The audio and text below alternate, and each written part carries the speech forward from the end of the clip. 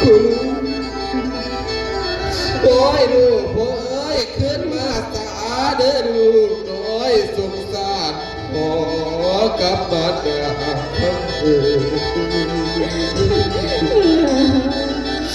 ลูกโอ้ยเจ้าบ่สมบังควรจริงเราแท้ตัวเองสิ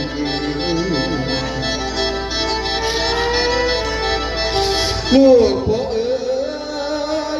ยเจ้าบ่สมบัติเก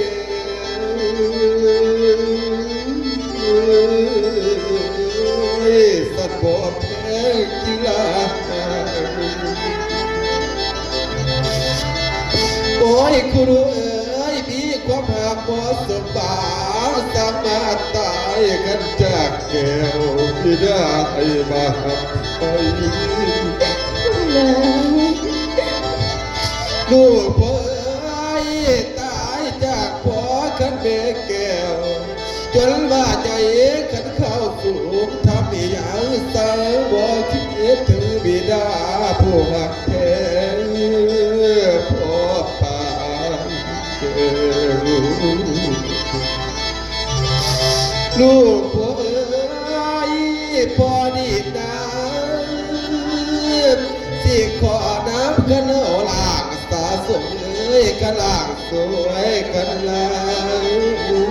สวยลูกพ่อเอ๋ย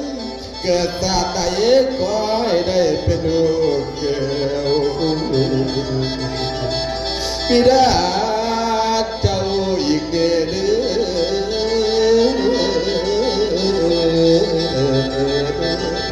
เป็นพ่อบอกไปว่าเอาแค่บางแค่เรื่องเอาสร้างศพของบักคุลูไปไว้ไปเห็นหีบให้โล่งใส เอาล่ะไปเอาบาดเอาพุ่งมาหา เอาสร้างบ้านสร้างเมืองเลยให้บ้านแดงนี่มาเอาสร้างศพซอยเนี่ยจะ3 คน